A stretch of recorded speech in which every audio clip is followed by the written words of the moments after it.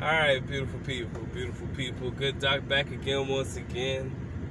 Shout out to the IPA, International Passport Association, affiliates, and the like.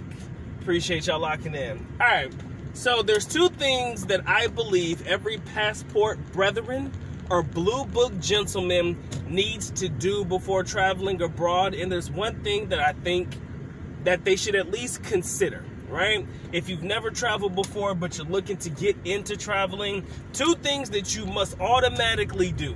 Number one, can't travel without your passport, right? So go get your passport. In my state, it's a little over $100. I think it's about 135. Last time I checked, it could be different. But yeah, make sure you knock that out, and you gotta make sure you get your money up, y'all. You gotta make sure you get your money up, right? Because I want your funds to be sufficient when you choose to make any travel to any place abroad. Now, let's get into something that I've been thinking about for a while now, that it's just something to consider. For a lot of people, it's not something that you can change. It's not something that you can automatically switch if you choose to. I mean, you could, but it'd be a little bit difficult. But I want you to think about your career path, because I do believe that your career path will definitely play a major role on your ability to be able to travel, right? As many of you guys that have been following my channel and you kind of know a little bit about me, what many of you guys know is that I got all of my degrees overseas in the Philippines, right? So I went straight from my bachelor's degree to my MBA directly into my DBA, my doctorate in business administration. For those of you who don't know why they call me the good Dr. Mike TV, there you go, right? Sorry if the sun is not being friendly, but when I was leaving, it was kind of a nostalgic moment, but kind of a bittersweet moment, because, hey, man, I've been living here for a bulk of my life, talking about the Philippines, and in my mind, I was thinking, yo, what can I do to get back to this, right? What can I do to get back into this? And to be honest, one of the major reasons I chose to become an educator, or to, somewhat get into the educator career path, is because whenever those kids aren't in school, I'm not in school 99% of the time, right? I get Christmas holidays when the kids are out. I get a summer break, mandatory, automatic 2 months, unless I choose to do something over the summer to put a little money in my pocket. My time is off, right?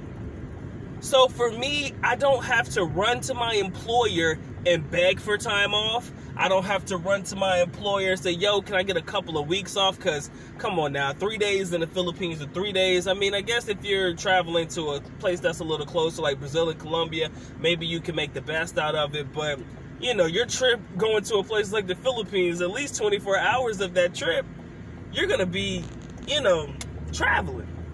So for me, it's like, you're not even going to be able to explore and enjoy a trip like that. You feel me? So when I think about your career path, I know that's not so much that something that a lot of us can change like automatic, but it does play a major role, because, if you're in a career field, I'll use the military as an example. I mean, you might be able to get some time off, but let's be honest, you're not going to be able to get a lot of time off to be able to enjoy a vacation, right? Shout out to all my veterans out there. Shout out to all my military brethren.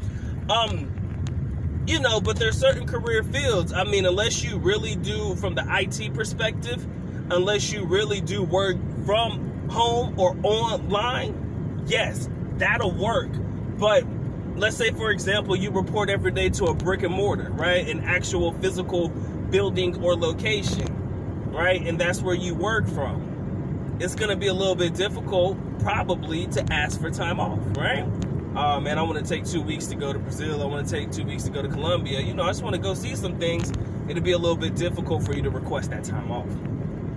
So I do believe that, to an extent, your career path and your occupation can somewhat, not always, but somewhat be a hindrance to your ability to be able to travel.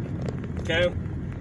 So, I mean, if you're an entrepreneur, let's talk about that, because a lot of people will say, yo, you need to go into business for yourself, man. You need to be your own boss. And yes, I encourage that 100,000%. But let's also call a spade a spade. If you're starting a business, For the first 5 years, bro, you ain't traveling nowhere. Minimum.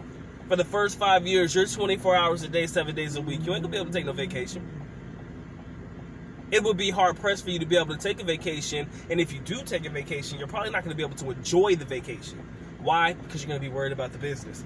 So, in reality, what most people call a vacation, you know, that's always going to be a, you know, opinion, you know, case-to-case basis.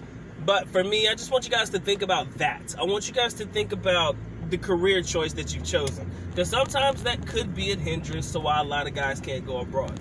Right? I never wanted to be in a position where I had to beg my boss to let me have some time off to be able to travel.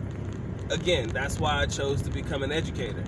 Because I know that my times off are pretty much scheduled in, regardless of what's going on, right? So, for me, that's something to consider. I think a lot of guys are really getting into a digital nomadic style, wherein you can work from home or online or anywhere in the world, and I think that's awesome.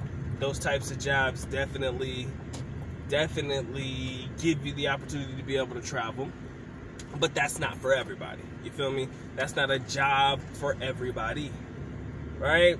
So think about your career path. I'm not saying that you're not going to be able to travel if you don't have this particular job, or you don't have this particular, if you're not working in a particular job, because that's stupid to think that.